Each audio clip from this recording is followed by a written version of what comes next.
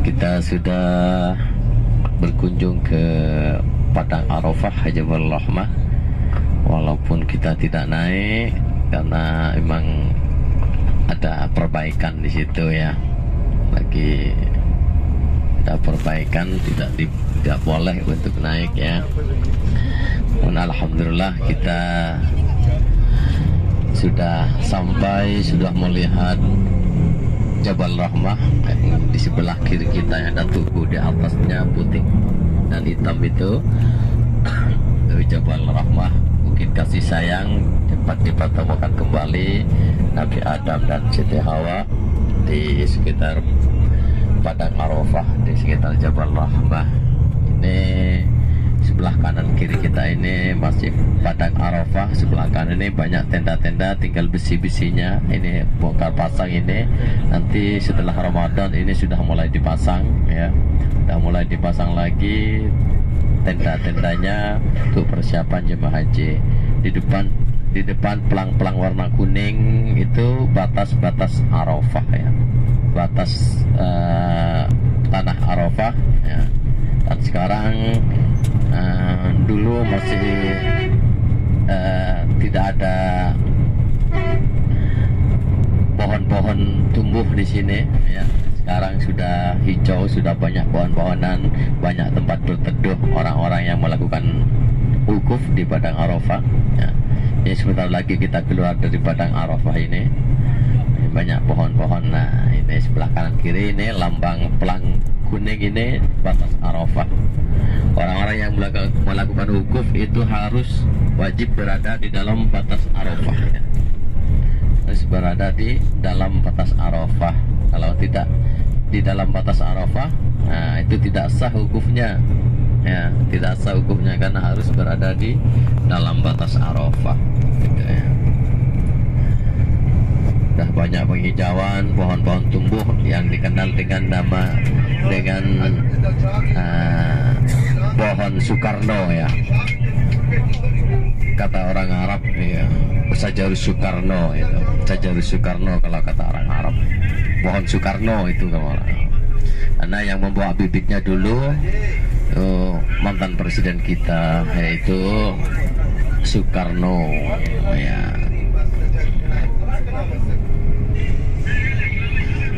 Soekarno, tadi pohon Soekarno kata orang Arab.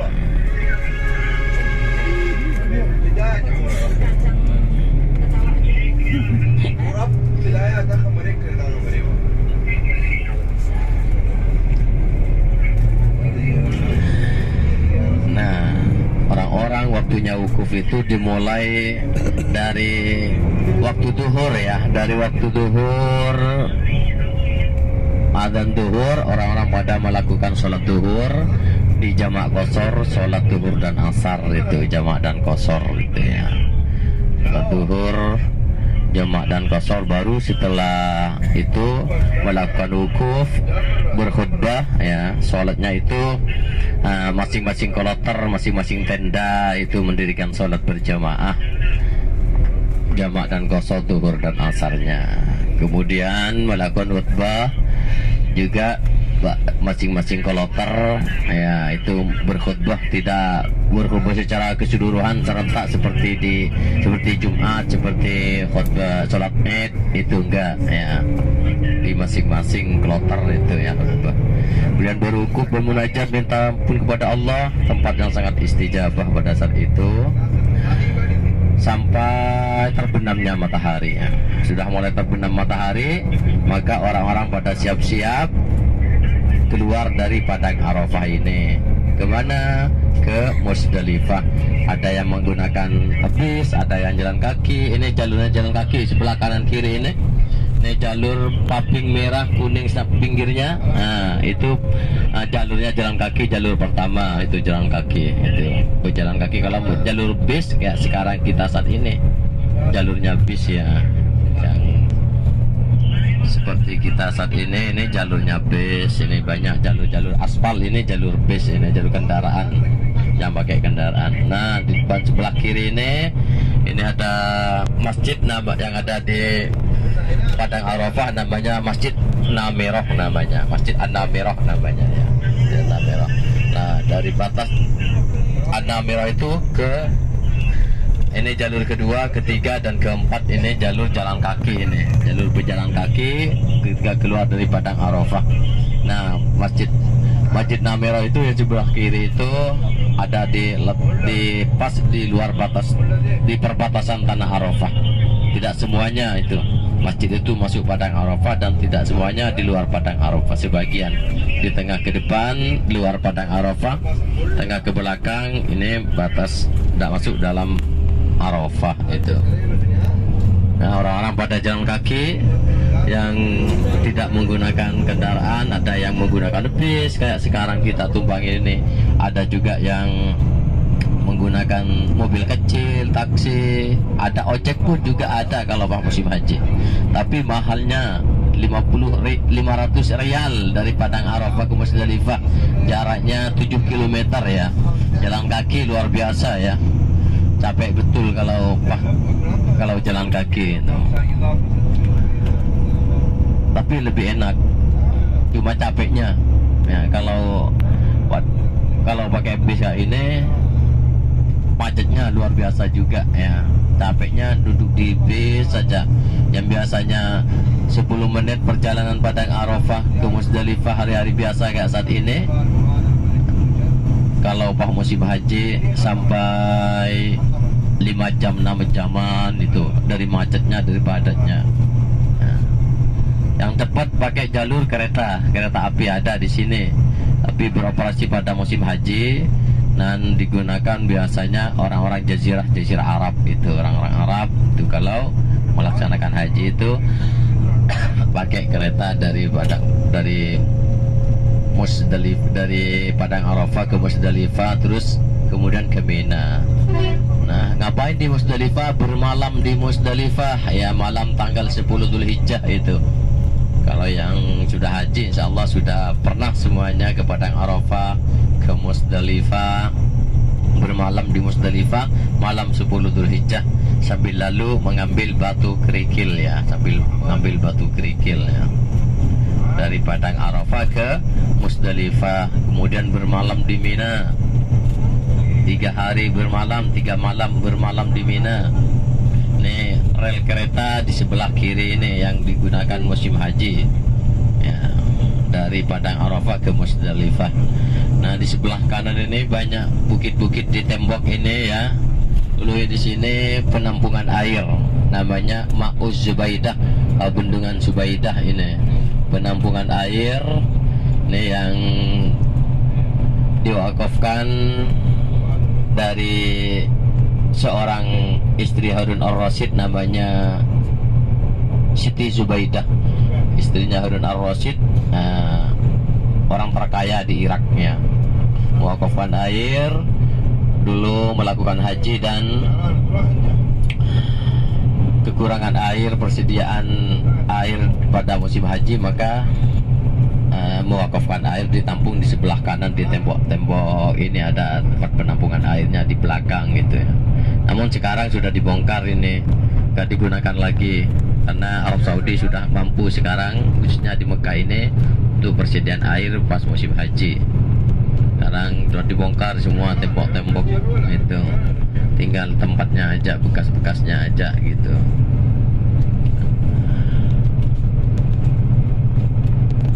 Sebentar lagi kita akan memasuki batas Musdalifah ya, batas Musdalifah ya. Di depan ini sebelah kiri ini stasiun kereta yang ada di Musdalifah.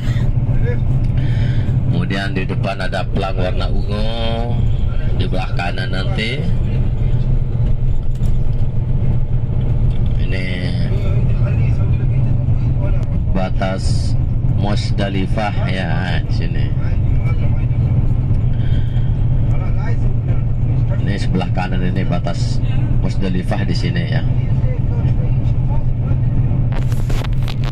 Nah, kita sudah masuk di kawasan Musdalifah. Ini jalur jalan kaki sebelah kanan ini, tembusnya ini paping-paping merah itu tembus di sini. Jalur jalan kaki itu, pejalan kaki tembus di sini. Nah, kalau sudah sampai masuk di kawasan Musdalifah ini, kalau pas musim haji luar biasa, mau jalan ini susah. dari banyaknya orang, daripadanya orang-orang pada duduk-duduk tiduran di emperan-emperan di sini. Dan bangunan-bangunan ini kecil-kecil ini toilet-toilet yang digunakan musim haji, yang beroperasi musim haji saja itu ya. Nih sepi. Kalau hari-hari biasa kayak saat ini hanya petugas-petugas perbaikan lingkungan saja ya.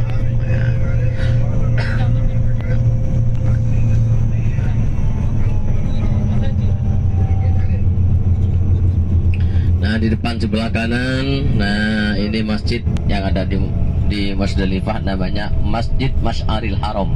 Masjid Masy'aril Haram. Ya. Orang-orang pada bermalam di sini malam 10 Dzulhijjah, semalam suntuk sampai pagi, sampai subuh. Ya, sambil lalu ngambil batu kerikil. Ya, enggak pakai hotel di sini. Kalau bermalam satu malam di sini, hotelnya bintang 1000. Kalau lihat langit itu bintang semua, beralaskan bumi, beratap langit. Ya, lihat ke langit itu bintang semua. Di mana ngambil batu? Nah, di sebelah kanan, sebelah kiri ini pada waktu bantuan batu di sekitar di sini ini kalau sudah dekat dekat hajian itu ditumbukin batu-batu hitam kayak gini ya. Ini toilet-toilet yang digunakan musim haji.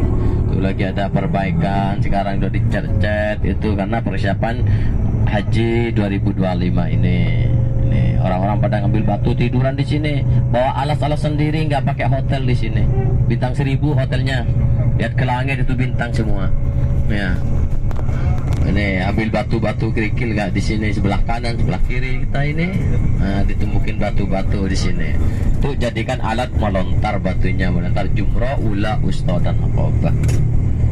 Ya, ambil batu di sini dan makanya nanti kita semua oleh Allah Subhanahu wa taala dipanggil untuk melaksanakan haji. Amin. Kemudian bermalam di Musdalifah ini, kalau ngambil batu-batu kerikil jangan langsung masukkan dalam plastiknya. Dipecet-pecet dulu. Kalau empuk itu bukan batu, kotoran kambing berarti itu ya. Baru keras itu berarti batu itu bisa buat melontar. Nanti dimasukkan semua dari senangnya itu, nggak dilihat-lihat, pokoknya yang penting ada di depannya diambil daru di dalam. Bila mau melontar banyak yang empuk atau kotoran kambingnya ikut berarti itu. Sebelah kanan, sebelah ini orang-orang pada bermalam sini, tiduran di sini nih, pinggir-pinggir jalan di bawah jembatan ini. Bukan gembel itu karena lagi melaksanakan rukun haji. Ya, melaksanakan ibadah haji. Nah, ini tenda-tenda, ini stasiun yang ada di Musdalifah, ini stasiun kereta sebelah kiri. Ini tenda-tenda Musdalifah ya, yang ada di sebelah kanan ini ya. Masya Allah, ini tenda-tenda seperti ini hanya ada di Mekah dan di area Musdalifah dan Mina, kawasan Musdalifah dan Mina. Sini ini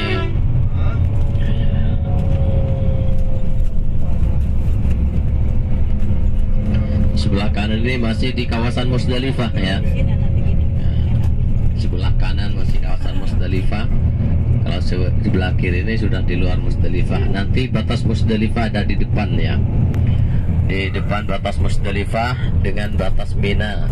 Nah, di antara batas Musdalifah ya dengan batas Mina itu namanya Wadi Muhassir. Wadi Muhassir itu tempat Raja Abrahah dengan pasukan gajahnya yang dihancurkan oleh Allah Subhanahu wa taala, yang berangkat dari Yaman niat menghancurkan Ka'bah dengan pasukan-pasukan gajah, maka diazab oleh Allah Subhanahu wa taala.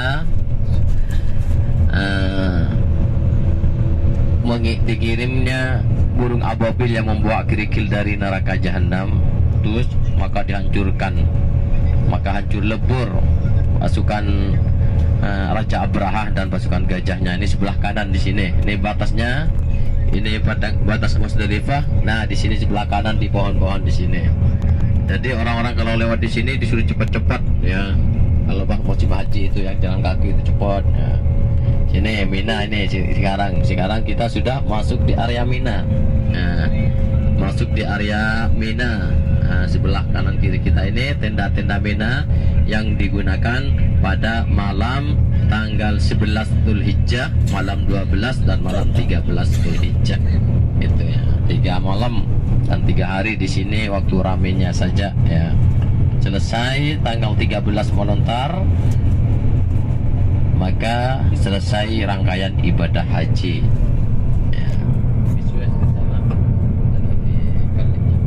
Di sebelah kiri ini, di depan ini ada bukit namanya Bukit Kurban di sini. Nah, di sini ada tugu kecil. Sebelah kiri ini ada tugu kecil ya, sebelah kiri. Di atas bukit ini kuning ini ya, tugu kecil kuning. Kelihatan kelihatan ya di akhir bukit ini, bukan di atas rumah itu. Ini villa-villa kalau di rumah. Ini biasanya kalau raja-raja itu melakukan haji itu nginepnya di sini. Kelihatan ya, itu kubah sebelah kiri. Tugu kecil itu sebelah kiri. Ini tempatnya Nabi Ismail alaihissalam disembelih itu. Nama ayahnya Nabi Ibrahim alaihissalam ya. Mulai ayahnya Nabi Ibrahim alaihissalam itu disembelih Nabi Ismail. Namun diganti kambing ya. Diganti dengan kambing dari surga oleh Allah Subhanahu wa taala yang dibawakan oleh malaikat Jibril alaihissalam. Itu dikenal dengan Jabal Kurban atau Bukit Kurban. Maka Nabi Ismail itu nggak disembelih ya, adalah itu langsung diganti kambing oleh Allah Subhanahu wa taala. Jadi orang-orang itu kalau berkurban itu dengan kambing atau sapi itu ya, untuk kurban. Seandainya Nabi Ismail jadi disembelih, tiap tahun orang-orang itu harus berkurban anaknya kayaknya. Ya, yang laki-laki ya harus disembelih. Jadi nggak jadi disembelih, diganti kambing oleh Allah Subhanahu wa taala dari surga. Itu dikenal dengan Jabal Kurban. Kita masih di kawasan Mina. Kalau musim haji luar biasa di sini, padatnya luar biasa. Ya, lagi ada perbaikan kalau saat ini karena persiapan haji 2025 ini. Ini depan kita akan melewati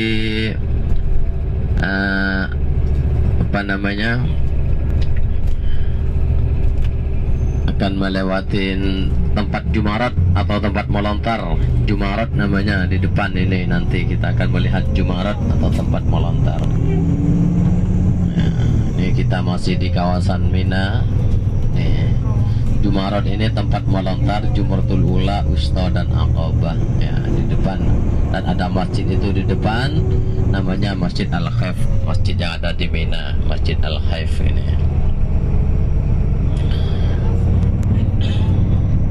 Di depan sebelah kiri nanti ada tempat landingnya helikopter ini yang bundaran nih di sebelah kiri. Ini ada kuba-kuba putih itu di sebelah kiri, ada berapa tingkat itu. Nah, ini tempat melontar ya, tempat melontar Jumratul Ula, Wusta dan Aqabah. Dan tenda-tenda yang di sebelah kiri ini yang dekat tempat melontar ini tenda Jemaah Haji Plus ya, WNH Plus khususnya Indonesia di sebelah kiri ini. Nah, di sebelah kiri ini tenda-tenda yang digunakan musim haji bagian Jemaah Haji Plus ya, Jemaah Haji Plus WNH Plus khususnya Indonesia. Sebelah kanan kita kelihatan ini, di sebelah kanan ini ada 2 terowongan. Nah, ini yang dikenal dengan terowongan Mina. Terowongan Mina dulu ada 1 terowongan ya, dulu ada 1 terowongan. Orang-orang yang mau melontar dan yang selesai melontar itu pulang melontar, dan yang berangkat melontar itu bersamaan, dan berdasar itu mati lampu, maka orang-orang itu pada panik dan saling injak-injak, tabrak orang-orang, maka terjadi insiden dan tragedi dikenal dengan tragedi terowongan Mina.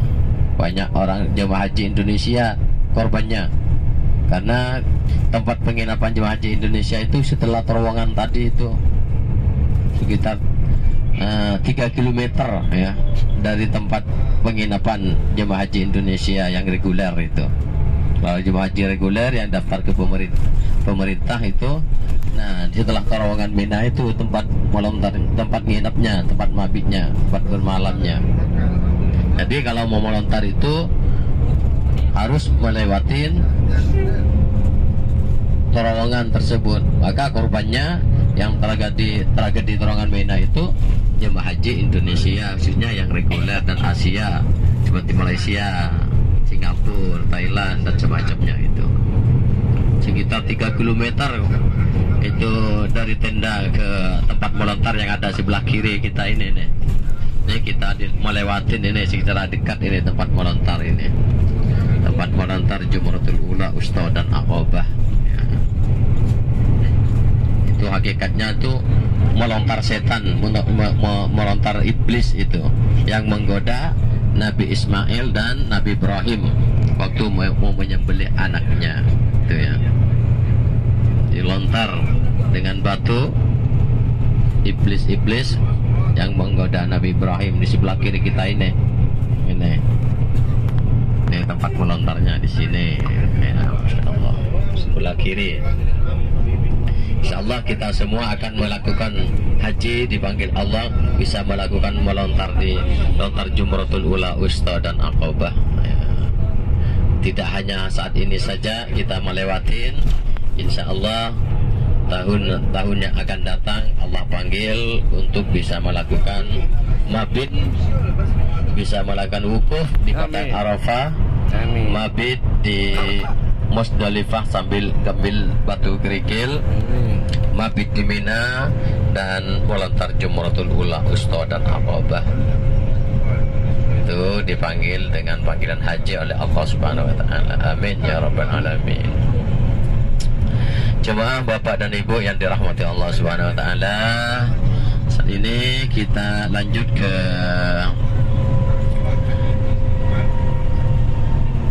Masjid Mekot ya, Masjid Mekot yaitu Masjid Tanem ya.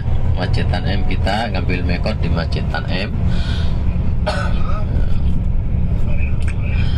untuk yang mau melaksanakan umroh yang kedua kali ya, melaksanakan umroh yang kedua. Nah, untuk umroh yang kedua ini Bapak dan Ibu, yaitu umroh sunnah ya, umroh sunnah. Namun walaupun namanya umrah sunnah, kalau sudah berniat, sudah menjatuhkan niat, seumpamanya umrahnya diri sendiri, nawaitul umrah tawakhrumtu biha lillahi ta'ala, maka umrahnya itu menjadi wajib, jadi kewajiban ya, jadi wajib itu. Walaupun umrahnya sunnah, kalau sudah berniat menjadi wajib. Kalau sudah wajib seperti sholat 5 waktu, kalau kita kerjakan dapat pahala, tidak kita tinggalkan seumpamanya dibatalkan maka dosa. Kalau sudah berniat maka dilihat dari kondisinya. Kalau sekiranya tidak memungkinkan, walaupun tidak ikut umroh tidak masalah ya, tidak masalah. Nah, kalau tidak ikut umroh ya, karena umrohnya adalah umroh sunnah, umroh wajibnya kemarin kita sudah selesai bersama-sama. Sebelah kanan ada bukit paling tinggi, Bukit Batu itu ya, Bukit Batu paling tinggi ini, agak pundaknya unta. Sebelah kanan kelihatan ya, di depan sebelah kanan bukit paling tinggi. Nah, itu Jabal Nur, itu Bukit Nur atau Jabal Nur, Gua Khira ya. Gua Khira di sebelah kanan ini, Jabal Nur, Gua Khira ya.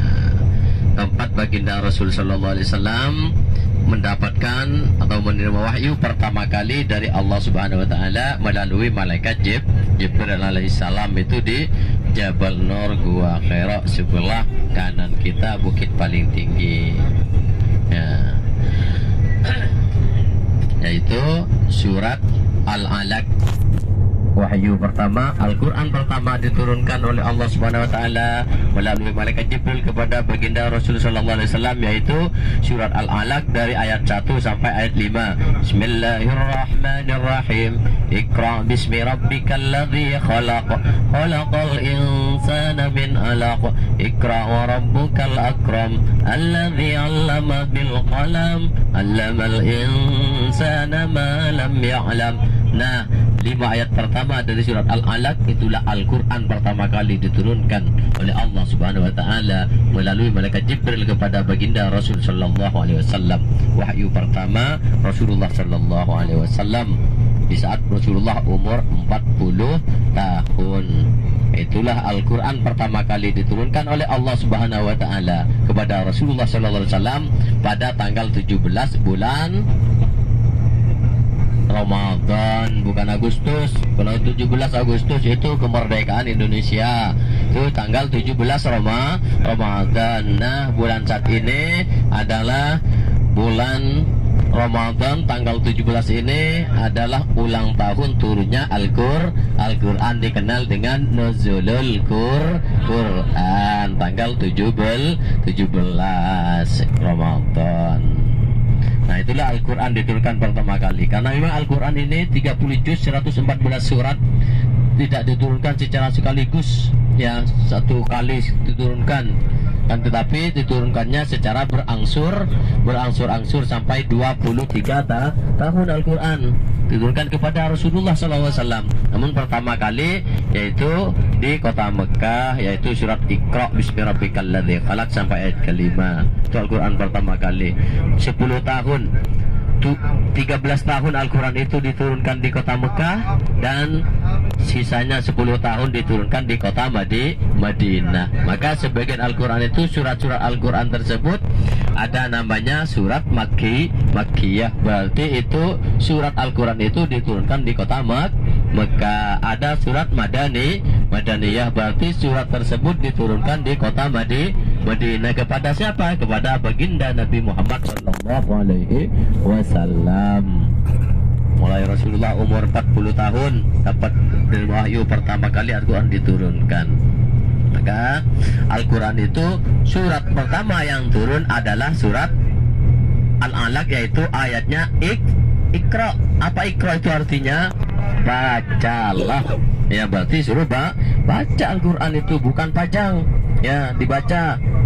Ya, dapat supaya mendapatkan pahala daripada Al-Quran dan dapat syafaat pertolongan daripada Al-Quran nanti, ya. Kalau tidak bisa membaca Al-Quran karena sudah umur, sudah lanjut usia, sudah penglihatan, sudah tak bisa, maka pengen juga dapat pahala Al-Quran. Bagaimana caranya? Dengan membeli Al-Quran supaya dibaca orang lain. Gimana untuk bisa dibaca orang lain?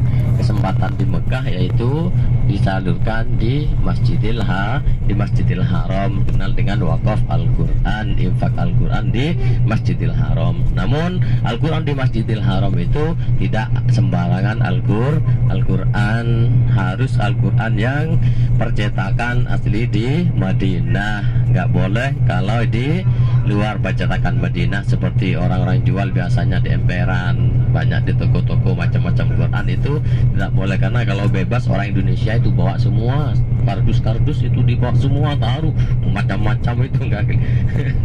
Jadi kalau di Mekah itu dan di Masjidil Haram itu kan rapi, itu satu percetakan, yaitu di Madinah saja. Kalau mau beli Al-Qurannya biasanya kita 50 rial itu untuk wakaf Al-Quran, itu 250 kalau rupiahnya. Jadi kalau ada yang berniatan untuk wakaf Al-Quran supaya ada kenang-kenangan di Masjidil Haram, juga menjadi amal jariah atau pahala jariah, pahala yang mengalir terus, maka kesempatan Bapak dan Ibu untuk wakaf Al-Quran di Masjidil Haram nanti bisa kami bantu. Kalau yang mau wakaf Al-Quran Quran, tinggal ngelis di grup. Nanti biasanya SP ini ngelis di grup ya, grup Al-Quran. Kemudian kita karena mau umroh ya, sebentar lagi kita sampai, udah sampai di Masjid Aisyah ini di depan kita. Sebentar lagi apa yang akan kita laksanakan di sini, melakukan sholat sunnah ihram 2 rakaat ya. Sholat sunnah ihram 2 rakaat. Usolli sunnatal ihram rakataini lillahi ta'ala. Dan berganti pakaian di sini bagi yang mau umrah, untuk laki-laki perempuannya seperti mau sholat itu seperti kemarin, pokoknya tertutup selain muka dan 2 telapak tangan ini terbuka ya. Terus untuk umrahnya mau dihadiahkan kepada almarhum keluarganya yang meninggal dunia, bapak ibunya yang meninggal dunia. Kesempatan saat ini nanti kita berniat di masjid, niatkan beda dengan niat yang kemarin untuk mengumrohkan orang lain atau membadalkan orang lain, atau mengumrohkan keluarganya, orang tuanya yang meninggal dunia dengan catatan 1 kali niat saat ini khusus 1 orang saja, tidak boleh lebih, tidak boleh 2, tidak boleh 3 keluarga, tidak boleh 1 keluarga, itu ya, khusus 1 orang saja. Nanti niatnya dibimbing ya. Kesempatan bapak dan ibu untuk mengumrohkan keluarganya, orang tuanya yang meninggal dunia ya. Saat ini nanti niatnya dibimbing ya, karena ada tambahannya menyebutkan nama saat menyebutkan nama saat berniat itu, sebutkan namanya almarhum atau almarhumah yang meninggal dunia. Kalau keluarganya lebih kepada bapaknya, keluarganya, orang tuanya, sebelum ke orang lain yang dekat, yaitu kepada orang tuanya. Kesempatan bapak dan ibu saat ini lebih bulan Ramadan ini mengumrohkan keluarganya, orang tuanya yang meninggal dunia. Karena tanpa ada orang tua kita tidak akan ada di bis ini saat ini, tidak sukses seperti ini ya. Karena orang tua yang mengandung 9 bulan, melahirkan, merawat sampai besar saat ini, sampai sukses bapak dan ibu karena orang tua kita. Yang hanya itu yang diharap sama orang tua kita yang meninggal dunia, pahala-pahala umroh, kesempatan umrohkan mumpung ada kesempatan di Mekah dan mumpung ada kesempatan bulan Ramadan untuk mengumrohkan keluarganya. Kalau tidak memungkinkan untuk mengumrohkan sendiri, boleh minta bantu sama orang lain, sama tim kami minta bantu untuk diumrohkan. Tapi kalau diumrohkan orang lain, minta bantu sama orang lain untuk mengumrohkan atau membadalkan umroh, itu ada bayar jasanya. Kalau dikerjakan sendiri ya gratis ya. Umpamanya ada 2 keluarganya, orang tuanya meninggal dunia, dua-duanya mau diumrohkan, silahkan ya, silahkan untuk diumrohkan saat ini. Saat berniat nanti sebutkan itu ya. Kalau dua-duanya mau diumrohkan sekalian, boleh minta bantuan sama kami, insyaallah siap membantu dengan bayar jasanya gitu ya. Nanti ada sertifikat yang sudah dilegalisasi di kantor Sabilur Rasyad, tinggal ngomong berapa maharnya atau biayanya. Ini bisik-bisik ke Aspi ini ya, bisik-bisik ke Kang Aspi, ke Haji Aspi ya. Nah, kalau untuk biaya